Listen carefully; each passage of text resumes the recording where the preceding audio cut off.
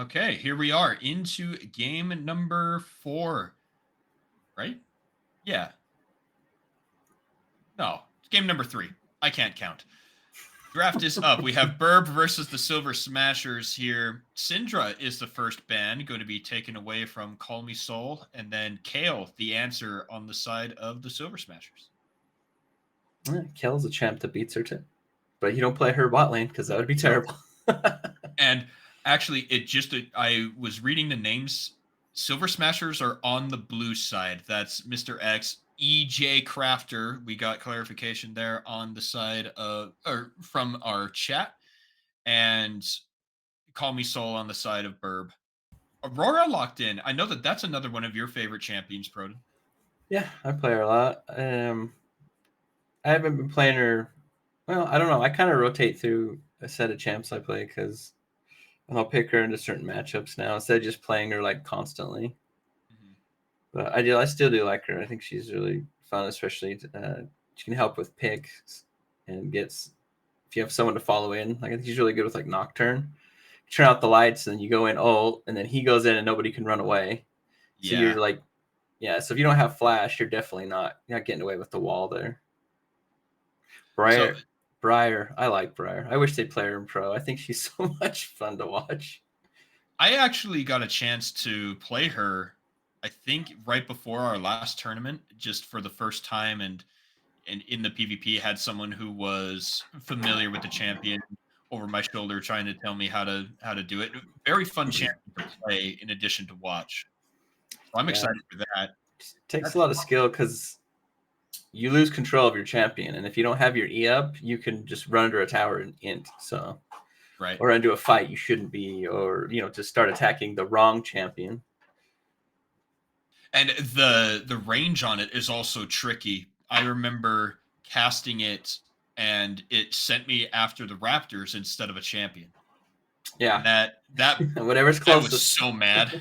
I was so mad when that happened. I was like, "Why am I running that way?" It doesn't prioritize champions like some other abilities do. And Yeah, if they're in range before the champion, you'll go after. If they're within your range when you're going crazy chasing them, you'll go after them. But if they get out of it just for a moment, you'll turn and go immediately to like a camp or minions. oh, this draft is interesting. Already we're seeing several unique champions to our tournament today.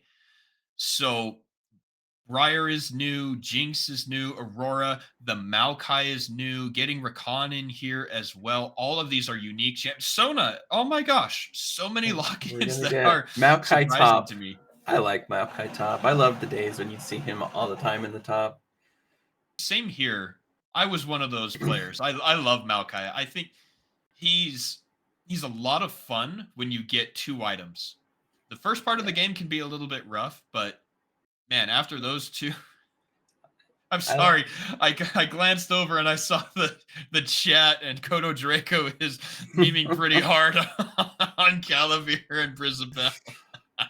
yeah, I asked my wife, "Do you want to go to anything else?" She was like, "Oh no, there's too many people. We can do something a week from now or something." Right, I was like, "Sounds good to me." right. Oh, that's super funny. All right, everybody. We have our draft complete. We were in the drafting tool, so this was pretty quick. Now we're getting into spectator delay, and we can talk about some of these champion choices. Proton, I wonder if the Silver Smashers are going to do something similar to what Burb did, where you have junglers in the top lanes and you just, with Briar's own mobility and survivability, I wonder if that's going to be a smite with the Unsealed Spellbook again. um, I'm not sure. Maybe that could be a possibility. I haven't seen Briar take Spellbook's top, but I don't see how it could be terrible, especially if you want to get double smites and make sure you secure objectives. Hmm. I like that. Securing objectives, it's always a joke or a meme when people say they want extra smites, but I truly believe that the way the game has moved with the grubs being introduced, the power of the drakes and the introduction of Otacon, and in addition to that, the power of the 25-minute buff camps where you give your entire team the buff. I think the value of Smite has just gone up with the way the map has been evolving. Well, do you remember years ago when people were playing Smite mid and Smite top, Mhm. and you just go steal the Raptors? Mid laner would just go take Raptors every single time, smite them, and just to get ahead in money and levels. And especially if you ran Cho'Gath and Nunu on top of that, you couldn't lose an objective. And Callista as well, using the rend, any kind of execute and true damage to objectives. I think it's more fun. It causes discord and it forces fights at the objectives a little bit more, I would say. Yeah, when you're going against those champs, you can't try to take a 50-50, so like Cho'Gath or Nunu. Mhm. It's not really a 50-50 at that point because it's like they have two smites on one champion, right? So Exactly. Nunu and Cho'Gath just do a ton of true damage to to Baron, and if they're up, there's a good chance that Cho'Gath flashes in and just takes your Baron because he can. I believe his Devour can get up so high that it actually is more than Smite against neutral objectives Yes. if you I stack believe enough. it starts at 1,000 damage, I Yeah, I think. think so. And And Smite so only gets up to 1,200, so yeah, you get a few stacks and it's done. yeah, and then it's rough to try and smite when he can take it to 1,000 damage, Yeah. 1,000 health points before you can even smite it. So So imagine, if you will, two fully leveled Smites with a Nunu and Cho'Gath on your team. You could effectively call it at 4,000 HP and just kill the thing. yeah, everyone at the same time, press your button. Yeah, that's actually crazy. Oh yeah, I remember how Callista's was so bad back in the day before they nerfed the damage. You didn't even need to use Smite because her damage, if she stacked the whole time, would be more than what Smite was going to output. Yes. But it's hard to calculate that, right? Yeah, You start counting spears, you're like, all right, I've got 32 of those, and if I rend, each of those 32 is going to deal 60 damage. So what's 32 times yeah. 60? It's Just too much it's work.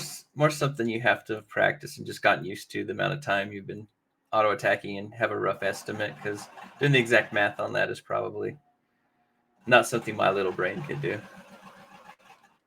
Same here. All right, everybody, we are just getting into game. Once that is up, we are in the game number 3. We're excited. We have some unique champions being played here. The Sona, I think, is the most interesting one for me, Roden, because I haven't seen a Sona in the PLC yet, at least to my memory.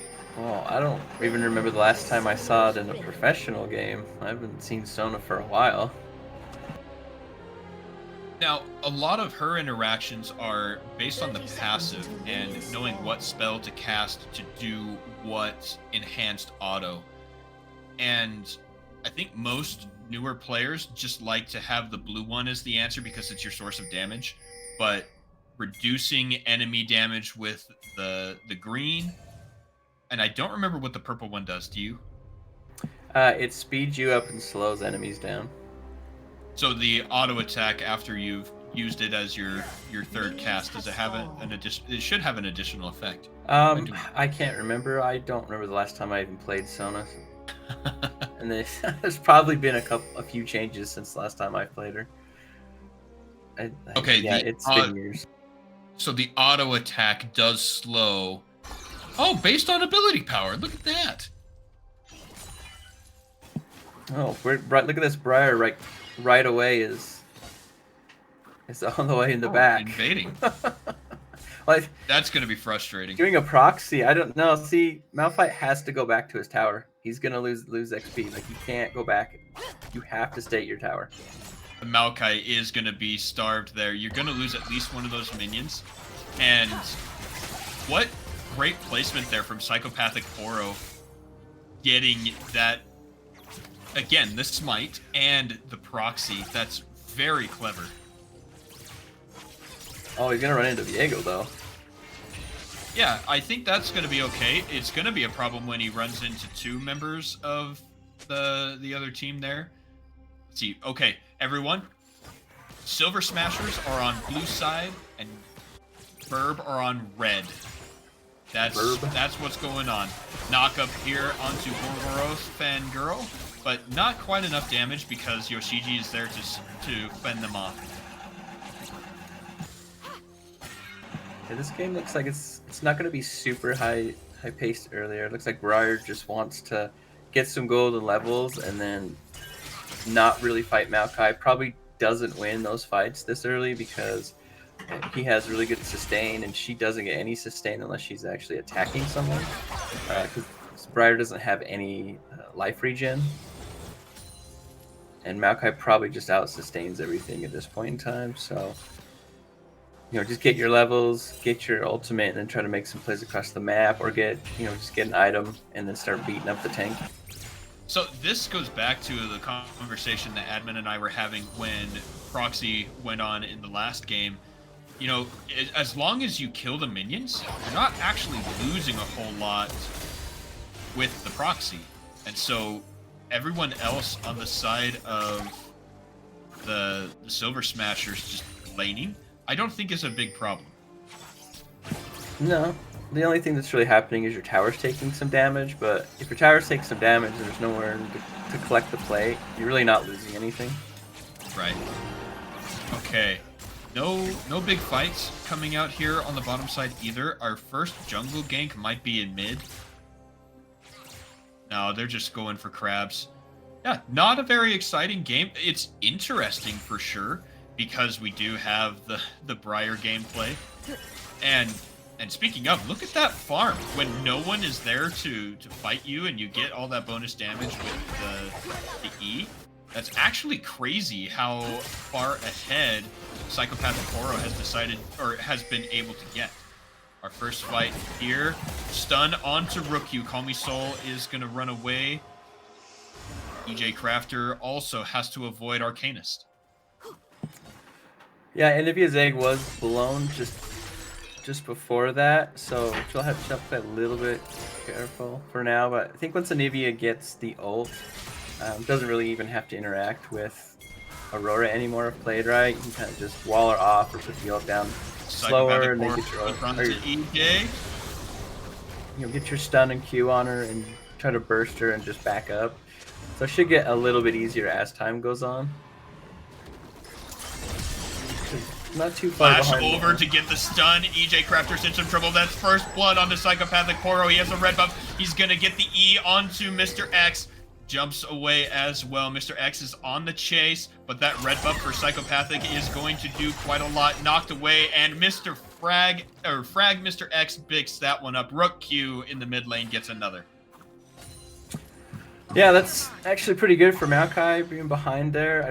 Was there a shutdown on that I didn't see because of the CS difference, but right now I probably just shove that lane as hard as you can so you can actually go back. If not, Briar's just gonna go do the same thing she's doing the whole time. But good collapse back there to get a kill and try to get some gold into your pocket. I like the aggression coming out of Psychopathic Koro, but I think it was a little too much. At the point where you stun the Maokai, I think you just walk out of the jungle there and take the win for what it was. Well, I was almost thinking, do you just fire your ult across the map and try to hit the mid laner to get out? Like, yeah, I don't know. Yeah, maybe. That would have been even better. Like, they have montages of all these silly spell usages. That would have made it. But instead, we're going to have a fight up on the top side, and Psychopathic Koro just gets to fight these minions up against the wall and farm up like nothing ever happened. Yeah, I definitely think Maokai should get that Balmy Cinder as soon as possible so he can try to push the lane away from the tower. See, right now he's losing levels again. I think this is a mistake. I don't really think you can worry about fighting the Briar right now. You need to get your XP because she's already a level ahead of you, and you just missed an entire wave of XP. Oh. Briar isn't missing anything. This lane is gonna push back to her, and she's gonna miss maybe a couple minions, but Yeah, when you can't get back there to do anything, it's best just to stay at the tower and farm and wait till you have the power to engage, or you can push the wave out from your tower. Lessons in Proxy by Psychopathic Poro and Proton. A lot of P's there. I had someone do this to me when I was playing Alawi the other day, and I started to go back and do the, hey, stop doing that. And I was like, wait a second, I'm never going to get this person. I'm just going to sit and farm. So I sat at the tower and just farmed the entire time, and then as soon as we fought the first time, I killed him.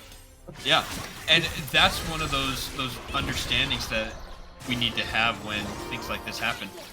Arcanist is here, only level 5, that means no infinite duress. Never mind, that's level 6 achieved. They don't want to do so underneath the turret. The grand entrance for Yoshiji.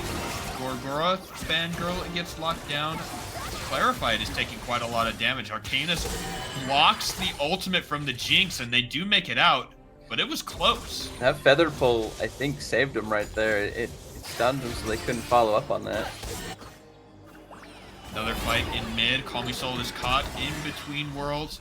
Into the egg form. Rook Q wants to get the damage. The passive should help with that, but I don't think it's quite enough. Call Me Soul will land the stun and get the slow to run away, but EJ Crafter is here and will help secure the kill.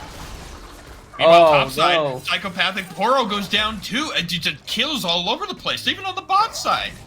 Yeah, I made a mistake getting a little too close to that Maokai. I'm gonna say Malphite. Maokai next to the tower. Just Bramble smashed back into it, rooted, and kind of beat up.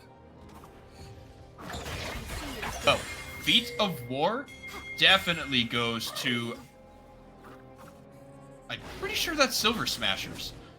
Could we get a look at our overlay, please, production? Arcanist is caught. Yoshiji doing quite a lot. Quite yet. One more. And zap. Yoshiji picks up a kill. Yeah, the kills have been grabbed, but not the objectives of the tower one. So they're matched up on objectives right now, 1-to-1. I think that blue team is doing a really good job. They're not just because they're ahead, but because of how silly the red team strategy has been, and they're answering it really well. Flash over the wall, EJ Crafter picks up yet another kill. And we saw how dangerous he can be on this Viego. If the same thing happens this game, then Birb are in for a rude awakening, I would say. Yeah, this game is already starting to get a little out of control. Arcanist is caught, a nice stun onto EJ Crafter. Rook Q picks up a kill. That means that EJ Crafter is next. The fear will not go off. Psychopathic Poro has to flash. He gets the ultimate, but it doesn't matter because Rook Q kills him. Nice kill, I like that. Flash forward. Gets the save right there. Another dive down here. Ruin underneath his turret, has to dodge everything out, uses the ultimate, still has flash, but doesn't use it as Yoshiji and Rogorath. I'm gonna call you Gro. I definitely think you caster cursed it. The game was, it was just relaxing, settling, filling things out, and then boom, lots of kills real quick. Up over a kill a minute instantly. That's what we do here at PLC. We like fights, and we like pressure on the map, and we like seeing action. Yoshiji is getting a lot of plates in the bot lane down there. Not only that, Yoshiji has a big CS lead here, 20. That's 4 waves up ahead, and a kill's worth of gold. But the next fight is up on the Grubs. Arcanist and Psychopathic Poro caught with Between Worlds and the ultimate from the Maokai. Nice target selection there. Mr. X helps get one. That's a double kill for EJ Crafter. Yeah, the ADC, mid, and jungler are all over 1,000 gold ahead. Ruin gets caught, clarified with a huge disengage there afterward. And both of them have to get away here. Birb need to go back. More wins for the Silver Smashers. Oh no! Ruin gets killed! Oh, it was tragic! Died in his arms! Kissing. Oh no! Took her away. That is not very Valentine's Day right there, right? Oh, definitely not. Oh my goodness. Oh, I that can was... normally keep my composure, but that was just so sad. Yoshiji goes against Arcanist, but Psychopathic Poro says, nah, man, you're not getting out of this one. That's shutdown gold over to Psychopathic Poro on the Briar. I have actually never seen them die in their back animation like that before. I didn't even think one would go back while the other one could die. Like, that wasn't even a thought in my mind, so I just learned something today. Call Me Soul gets hit with an EJ Crafter. Does land the stun and the wall, but is it enough? Call Me Soul into the egg form. That's a lot of damage coming out of EJ Crafter, and that's another kill. Unstoppable now on the Viego. Grogorath Fangirl is in some trouble. Psychopathic Poro gets caught here, actually. Doesn't have his crowd control. Does go into the W and is taunted. Mr. X picks that one up. They lose Viego on the top side. That is shutdown gold over to Arcanist. Clarified is going to be the next target. He uses the grand entrance to get out, but the zap means that he is slowed down. Between worlds into the W. Rookie on a rampage. They're continuing to chase, but have to stop at the turret. No, never mind. Yoshiji picks him up. I don't even know how you can play against this now with the amount of just control, CC, and map control you can have with these champions. It is, when they're ahead like this, it's going to be extremely hard to try and put something back together to come back. They're going to really need to, lace their shoes up and communicate well over and try to get some picks and grab some objectives, because there's only one tower down. Oh man, that feels bad. So there's only one tower down, so there's a lot of gold left.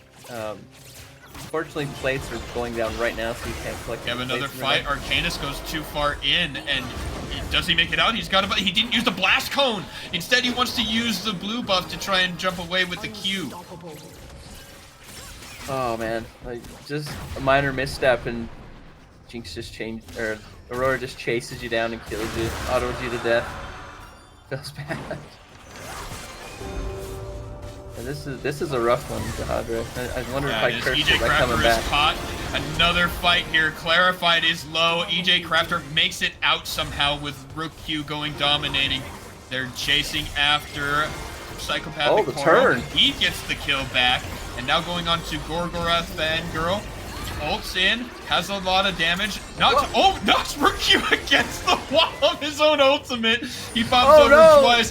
The Jinx Rocket will secure that kill. Rook Q now with no mana against Arcanist. He's going to jump away into the infinite duress. Rook Q walks through the Flame Chompers, meaning Yoshiji with a zap, and the Pow Pow will almost secure the kill. Fishbones will instead. Oh man, Jinx just turned that just around right there, because that was definitely a 3 kills. If Briar could have kept going, because Rook was out of mana, and she was going to chase her down and beat her up. But luckily Jinx had the ultimate, goes down there, saves it, and is able to get excited, run down there, and finish off the other kill. Call Me Soul versus Mr. X up on the top side. Mr. X is standing in the ultimate again. We saw how that worked last game, and he's just taking damage after damage. He has no magic resistance. He just doesn't care right now. But Grogorath Fangirl is here. Out goes the ultimate. Flash to try and avoid it, but it didn't work. Bramble Smash into the W means another kill on the side of Birb. Look at the gold difference in bot lane. Like, even the support has a huge lead over the others. Over Clarified. That's rough. Sona's one of those champions that just puts out so much healing. Another fight here. Goes to the W. Psychopathic Poro picks up another kill. The Briar is dangerous. I'll let you know that Aurora does not do well against Briar at all. I'm sure that you know that. You can't get away from her. You can't burst her out if she touches you. Yeah, so my advice is just stay away from Briar. Arcanist wants to get the steal. It doesn't land. Yoshiji getting the damage there with EJ Crafter, and they take down the Herald. They take down Arcanist, and now at 24 kills. Wow, one of the teams is more than 1 kill per minute. Yep. And we love it. We love that here at PLC. Speaking of that, Otacon will spawn on the bottom side of the map. We can see his little cavernous circle going there at the mouth of the river. Damage down onto the bot lane of red team, and it's hard to fight against this. How do you get your pressure? Oh my gosh, they found him. Yeah. Can you believe that we still... Oh, never mind. Sorry, I lied. I was about to say no one has... I forgot the first tower went down, so I was going to lie to you. versus Rook Q. He's low, but he will make it out alive. Yoshiji gets caught with the infinite duress, flashes away. The grand entrance doesn't land anything. The quickness gets nothing. Arcanus goes down. That's a double kill. Will it be a third for Yoshiji? Flash away for Ruin. He has one more shot, and they do pick it up. That's a triple kill for Yoshiji. Oh, man. This feels so bad. You just can't run away from Jinx when she's excited so fast. And then the extra range on the rockets. It just feels like she's always in range. But caught there in the storm. Yoshiji gets low. Kami Soul caught on the Flame Chompers and actually gets killed. Yoshiji goes legendary on the Jinx. Arcanus wants to go in onto Yoshiji. Do they pick up the kill? They get the knock-up. They get the auto attacks, but he's healing like crazy. They do get him, but so does Arcanus. Arcanus goes down as well. Clarified goes down. Mr. X is on a spree. On the bottom side now, Crafter is going in. He goes down. Ruin and Psychopathic Koro have to defend against the entirety of the blue team. Psychopathic Koro dies. Ruin is the next target. They're trying to get him slowed down. That's an ace. And this is probably the end of the game with those 5 grubs. That burst on the Briar was crazy right there. Like, I blinked and her health bar was full and then gone. Big damage here coming out of the blue team. They're going to take their second inhibitor. Mr. X might be in some trouble. Flashes over the wall. I think that Red needs to let them go. I wouldn't normally say take an inhibitor before, definitely not at this time, because now you're just going to funnel a bunch of money into the team. So as long as they're quick and they take the objectives and keep pushing, it'll be okay. But if they slow the game down at all, it's just gonna funnel gold into their team, and your team's gonna lose a lot of gold in those lanes because you only have one lane that you can really farm out of. Right. The next Drake will go to the side of the blue team. They have all the pressure, and they're ahead. They're all congregated down there. Baron isn't available. Otacon isn't even available. We're still pre-20 minutes, and I don't know if any of the normal rules of League apply when you have this big of a lead. Yeah. I think like at some point in time, your wallet is so big, it just doesn't matter what you do as long as you don't give up major objectives after you die, or your attempt. Because even if you were to get an entire, a wipe, you wipe the enemy team. Like, you can't get anything objectively afterwards. It doesn't really matter. This is the point of the game that I think is going to become... Oh my gosh! That was more than I expected. Rook Q goes on a killing spree. I was going to talk about Otacon for about 4 seconds, and then, and then I didn't even get the chance. That burst was monstrous onto Ruin. Yeah, 16 stacks on the Magi's. And Mr. 3 X levels. in trouble in a 1v2. Oh my! Actually, does quite Bramble smash was amazing. Arcanus gets caught with the ultimate, and blue team is going to take another turret. They've done all of this without the help of the Baron buff. Remember, we're at 21 minutes. Rook Q doesn't have an ultimate, but goes over the wall, and they're just throwing down this damage. They're trying to get more objectives and get more pressure in the base. The Red has no answer to these waves. No, see, they're doing good, keeping the pressure up. There's just nothing you can do if you just put pressure and the waves falling in.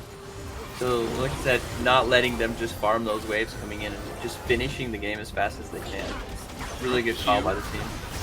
Deals so much damage. Clarified gets caught with the Sona ultimate, and Crescendo, it has been going the entire time. Yoshiji's actually trying to farm on the turret. He goes down to the laser. That's a double kill for him, though. Arcanus might be next. He's low, but does not die. Psychopathic Koro gets the healing, but it doesn't matter because the Nexus is down. Wow. That game was like It was like really chill, you know. You're just sitting there listening to some nice music, and then also when someone turns on the heavy metal, just rock and roll, it just train comes through the map and runs everything over. I will not apologize for caster cursing that. No, that got so crazy. The magnificent Oh. display of talent